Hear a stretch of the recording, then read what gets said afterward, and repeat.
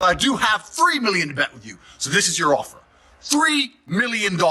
You put three, I put three. Winner takes all. Andrew Tate has hit back at Jake Paul, accusing him of turning down a huge $3 million fight offer. According to Tate, Jake, the undefeated YouTuber turned boxer, declined the massive payday because he only steps into the ring when the odds are in his favor. Tate claims this proves Jake is unwilling to face real challenges and prefers to maintain his unbeaten streak by avoiding tough matchups. Why? Well, according to Tate, it's simple. Jake only steps into the ring when the odds are stacked in his favor. If you want to fight and you want to send a contract, send one to me. I will take a few weeks break from living my retired life to kick the living fuck out of a fucking goofy, entitled dickhead like you. You know my name, Andrew Tate. Fucking Google it if you want to know more. Any day, anytime. Let's... Tate isn't just calling Jake a coward. He's exposing his entire career strategy as a scripted spectacle. Jake has been eerily quiet, while Tate is daring him to step up and face someone who truly knows how to fight. Will Jake continue dodging tough opponents, or is this the moment he finally gets exposed for good? The pressure is mounting, and the spotlight is on Jake. As a boxer? Yeah, there's no doubt about it. And listen, what Jake Paul has accomplished is he's fighting old guys. Yes. He's fighting, all he fights are old guys and whatever. But listen, say what you want, he wins. And he makes money. So he's doing his thing, you know? Come on,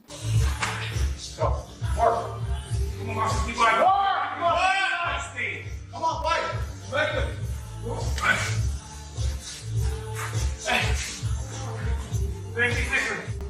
Come on, 20 seconds of walk. Let's go.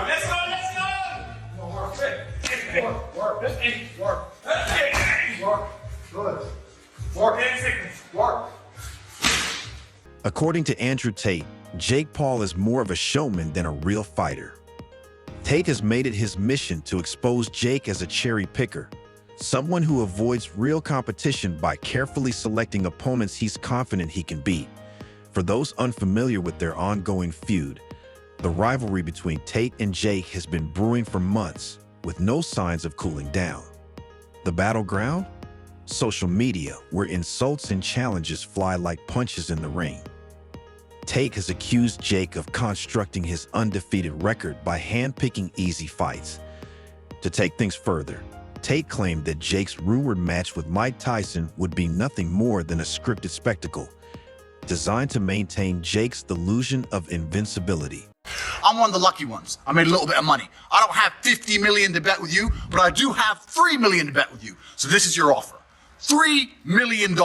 You put three, I put three. Winner takes all. I'm 5 years out the ring. If Jake Paul wants a real fight, he should fight me, Tate declared confidently, sending shockwaves across the internet. Andrew Tate isn't just any critic. He's a former kickboxing world champion with real fighting experience. For him to directly call out Jake Paul was like adding fuel to an already fiery feud. Tate wasn't playing games. He openly challenged Jake to a fight, backing it up with a $3 million bet and an anytime, anywhere ultimatum. Tate has been clear in his belief that Jake is not a legitimate fighter. He's repeatedly accused Jake of avoiding serious opponents, instead handpicking easier fights to maintain his undefeated streak. In Tate's view, Jake's entire career is nothing more than a boxing highlight reel, carefully crafted to fit the narrative he controls. Every fight, knockout, and victory Jake has achieved only reinforces Tate's claim that Jake's strategy is to stay undefeated while avoiding real risks and challenges. Jake Paul picks opponents like he's choosing items off a fast food menu, Tate mocked in a recent rant.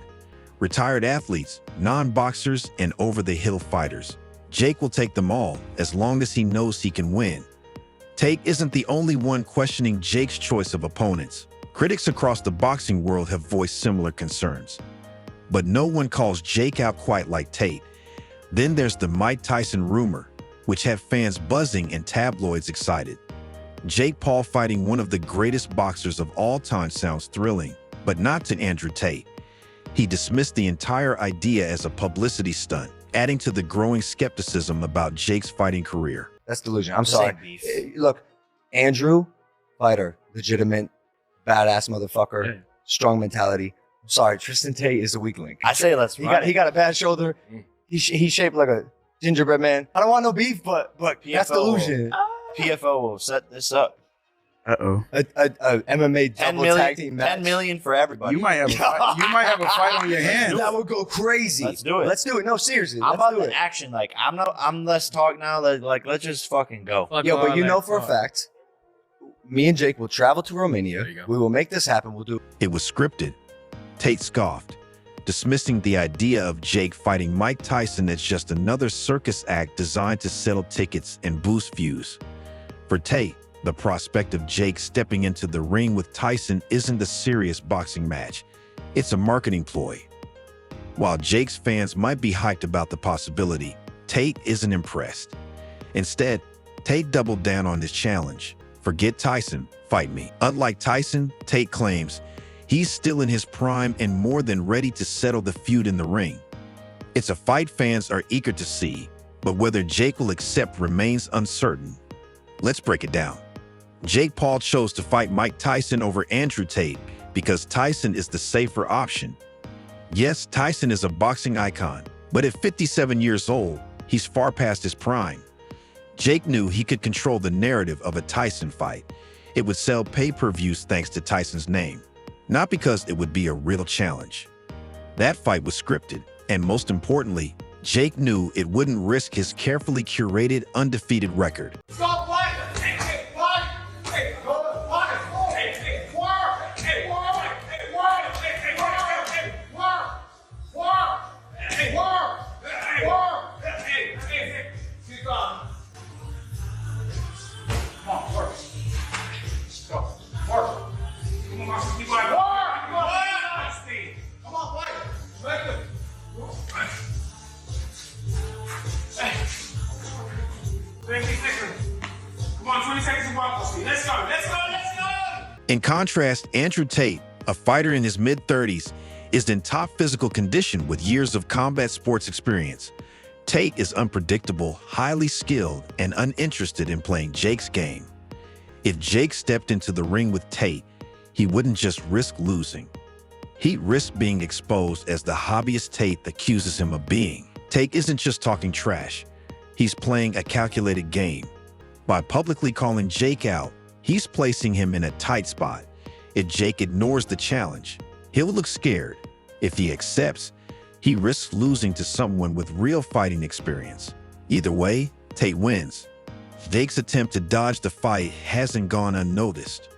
The backlash was swift and brutal, with even some of his supporters saying it was a bad look, something that could haunt Jake's career. I'm known as a fighter in a way that he never will be. I'm known as a fighter in a way that if you throw me in a cell with a murderer, a rapist, and 2 drug dealers, people look at me and go, okay, respect. He would have left with a higher male body count than his fiance. That's how he would have left. Here's the surprising part. Despite all his criticism, Andrew Tate has actually given Jake Paul a little credit.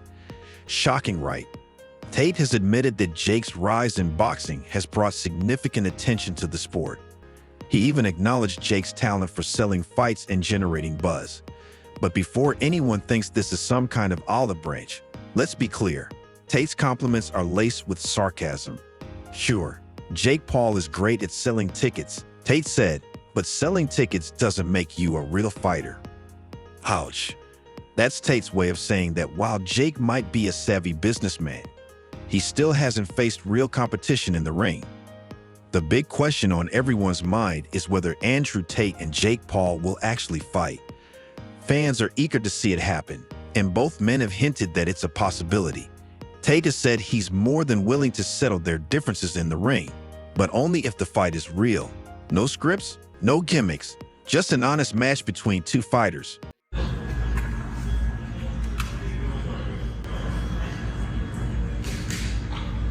Jake, however, hasn't committed to anything, and who can blame him? Fighting Tate would be a massive risk. Unlike some of Jake's previous opponents, Tate is a trained fighter with years of experience. To clarify, Tate isn't a retired athlete or a social media star dabbling in boxing for fun. He's the real deal. A fight with him would undoubtedly be Jake's toughest challenge yet. As this feud continues to unfold, fans have firmly taken sides. Some are in Andrew Tate's corner, cheering him on as the one brave enough to call out Jake Paul's antics. Others are sticking with Jake, arguing that Tate is just jealous of Jake's success and trying to ride his coattails. Then there are those who don't really care who's right. They just want to see these two settle things in the ring. For many, this feud has become more entertaining than the actual fights themselves. Who can blame them? With their larger-than-life personalities and constant back and forth, Tate and Jake are putting on a show that's impossible to ignore. What's fascinating about this feud is how it highlights a bigger issue in boxing.